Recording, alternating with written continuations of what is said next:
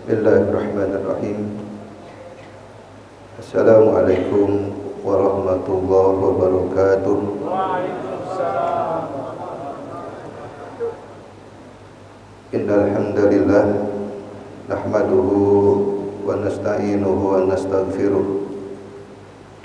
wa na'udzu billahi min shururi anfusina wa sayyiati a'malina. May yahdihillahu fahuwal muhtadi wa may yudlil fala hadiya lahu. Asyhadu an la ilaha illallah wahdahu la syarika lahu wa asyhadu anna Muhammadan abduhu wa rasuluhu allazi la nabiyya ba'dahu. Allahumma salli ala Muhammad wa ala alihi wa sahbihi wa ansarihi wa junudihi wa man jahada fi sabilillah ila yaumil qiyamah.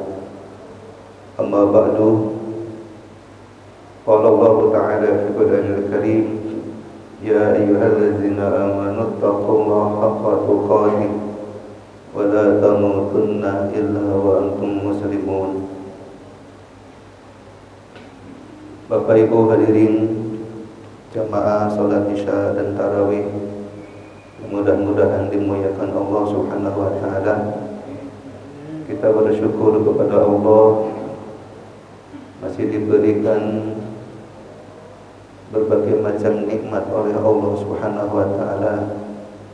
Terutama di malam ini kita bisa hadir kembali melaksanakan satu kewajiban, yaitu salat Isya berjamaah, dan dilanjutkan dengan ibadah salat tarawih. Mudah-mudahan setiap amal ibadah yang kita lakukan diterima oleh Allah Subhanahu wa taala dan dijadikan sebagai amal soleh kelak di yaumul jazaa wal hisab. Hadirin ikhwatul iman rahimakumullah. Di dalam hadis qudsi Allah Subhanahu wa taala berfirman, sesungguhnya Rasulullah sallallahu alaihi wasallam bersabda, lis-shaim farhatan, bagi orang yang melakukan puasa ada dua kegembiraan. Yang pertama adalah farhatul inda fatrah, dia akan bergembira ketika menjelang berbuka puasa, pasti senang banget. Dan ini yang ditunggu-tunggu bagi orang yang sedang berpuasa. Kemudian yang kedua adalah wa farhatun inda liqa'i rabbih, kebahagiaan kedua yaitu ketika berjumpa dengan Allah Subhanahu wa taala, ketika dirinya berada di dalam surga. Inilah satu kebahagiaan yang dimiliki bagi orang-orang yang berpuasa. Pada kesempatan kali ini kita akan membahas satu hal terkait dengan kegembiraan bagi orang yang berpuasa. Di antaranya adalah ketika dia ingin berbuka. Banyak di antara kita yang ketika menjelang buka puasa, saking gembiranya itu semua makanan kadang-kadang dia beli. Dia tidak bisa mengukur kapasitas perutnya. Yang penting yang dia suka pasti dia akan beli. Apalagi kalau zaman sekarang kalau mau beli es, ada es teh Solo, ya, es teh pejabat, es teh macam-macam di situ. Beli semuanya. Sampai bingung ketika dia sudah beli, ketika dia mau berbuka puasa, dia bingung mana dulu yang harus dimakan. Ini penyakit, Pak. Jangan sampai dibiasakan.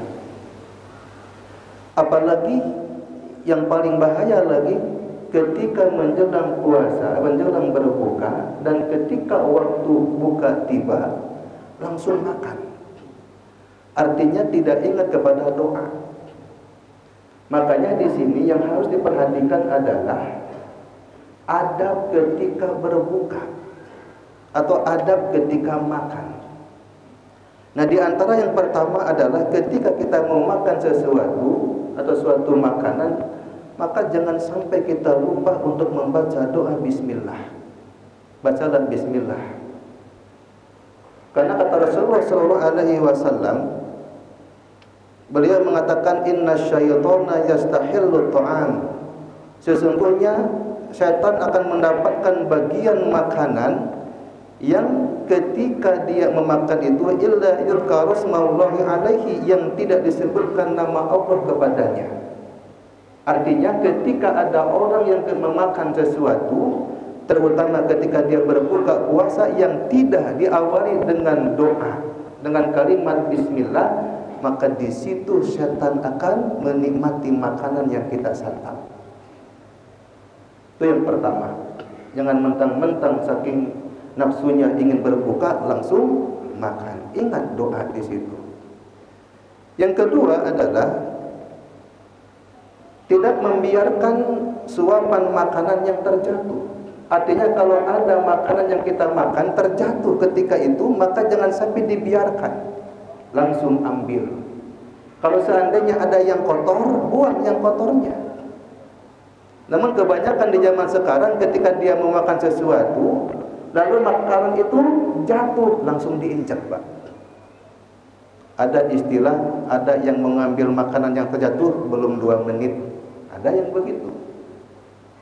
Ini bukan istilah belum 1 jam 2 menitnya, bukan. Karena kata Rasulullah SAW disebutkan dalam salah satu hadis dari Jabir bin Abdullah, "Idza waqa'at luqmatu ahadikum falyakhudha falyumid ma kana biha min adan wal yakulha wa la yad'ha lisyaitan."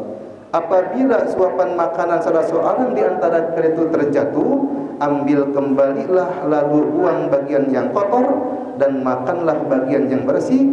Jangan dibiarkan suapan tersebut dimakan oleh syaitan. Ini pelajaran yang disampaikan oleh Rasulullah SAW. Nah, kemudian yang selanjutnya adalah tidak menjelek-jelekan makanan. Kadang-kadang kalau ada di antara kita, ketika kita makan sesuatu lalu berdampak kepada kesehatan, lalu disalahkan itu makanan. Contoh, orang yang punya penyakit asam urat, dia makan apa? Sayur asam. Makan apa lagi? Melinjo. Nah, ketika dia makan, misalkan dia makan apa lagi? Dia makan sop kambing misalkan, sampai dia darah tingginya kumat. Lalu dia nyalahin tuh, gara-gara saya makan emping, penyakit saya kumat. Gara-gara saya makan sop kambing, darah tinggi saya bisa kumat. Makanan itu tidak ada yang salah, sama sekali tidak ada yang salah. Yang salah itu adalah tubuh kita yang sudah tidak bisa lagi merespon apa yang kita makan. Bapak mungkin ketika dulu kita masih berumur 25 tahun, semuanya kita makan. Ada masalah nggak pada kesehatan kita? Tidak ada. Ketika sudah berumur 40-50 tahun ke atas, baru tuh bermunculan tuh penyakit-penyakit itu.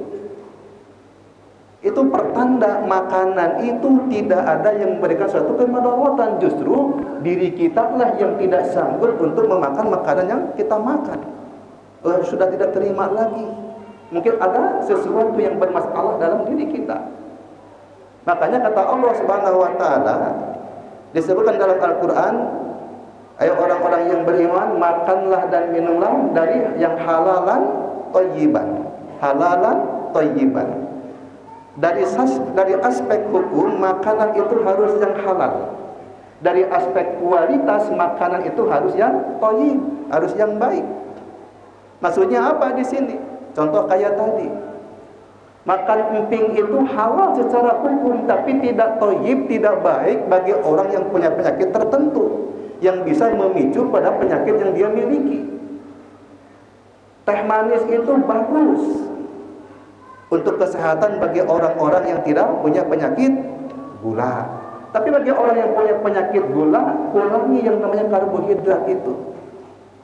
Ini yang dimaksud dengan halalan thayyiban. Jadi dari aspek hukum harus yang halal, dan dari aspek kualitas harus yang baik. baru itu akan memberikan kesehatan terhadap diri kita. Nah, ini singkat saja terkait dengan masalah ini ya. Jadi jangan sekali-kali menjelek-jelekan makanan yang dimakan, karena makanan itu sama sekali tidak ada yang jelek buat kita. Semua pasti akan memberikan manfaat. Tapi yang salahkan itu adalah tubuh kita lah yang sudah tidak bisa lagi menerima makanan yang kita makan. Rasulullah SAW menyampaikan dalam salah satu hadis dari Abu Hurairah, ma'aban Nabiyyu sallallahu alaihi wasallam ta'aman qattun. Tidaklah Nabi sallallahu alaihi wasallam mencela suatu makanan sama sekali. Inishtahahu akalahu. Seandainya beliau itu menyukai makanan ini, maka dia akan memakannya. Wa in karihahu tarukahu. Dan jika dia tidak suka dengan makanan yang ini, dia tinggalkan. Jadi jangan sampai dipaksa-paksakan, udah nggak suka malah dipaksakan. Dia tidak akan memberikan satu manfaat kepada tubuh kita. Dan yang terakhir adalah patut kita harus ingat terkait keberkahan makanan. Kira-kira di manakah letak keberkahan makanan itu ada? Di mana adanya? Di makanan yang paling akhir. Inilah Pak yang terjadi di zaman sekarang, banyaknya makanan minuman yang mubazir. Ketika buka puasa di masjid, dia minum air dengan aqua gelas. Sedikit lagi tidak dimakan, tidak diminum. Malah sampai terbuang, justru sisanya itulah keberkahan yang dimilikinya dalam makanan itu. Makanya kata Rasulullah SAW, keberkahan makanan itu adanya yang di paling terakhir kali. Kenapa mesti seperti itu? Biar kita tidak menyia-nyia makanan atau sisa makanan. Begitu juga dalam perkara masalah minuman, harus seperti itu. Dan sekarang banyak sekali ketika kita misalkan buka puasa, menunya terlalu banyak, sedangkan kapasitas perut kita sudah terbatas. Baru makan segini aja sudah kenyang, sehingga banyak makanan yang tidak termakan, akhirnya jadi basi. Kalau sudah basi dibuang. Innal mubadzirina kanu ikhwanas syayatin. Ini jadi mubazir.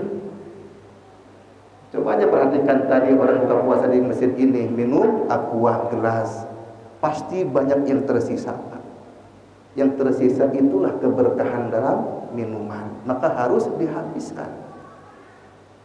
Ini walaupun mungkin sederhana, tapi kadang-kadang prakteknya sangat sulit. Begitu juga di rumah. Makanya untuk mensiasatinya itu adalah jangan sampai serakah terhadap makanan.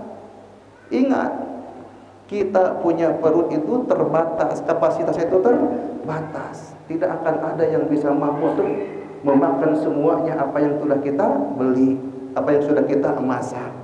Pasti ada terbatasnya. Apalagi mungkin yang sudah berumur.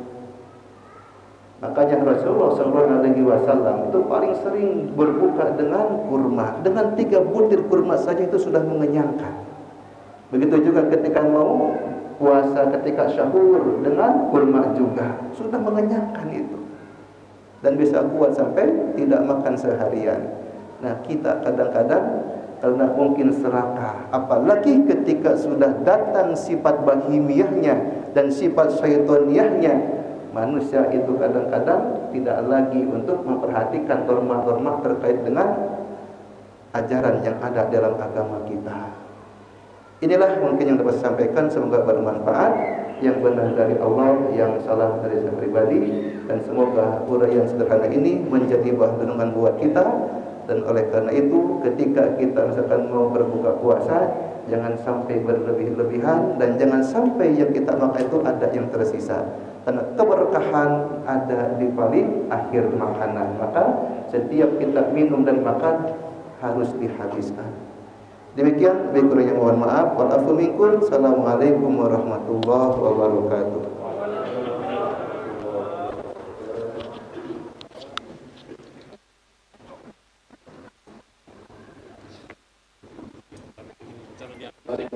Luruskan, rapatkan soft. Rapatkan softnya.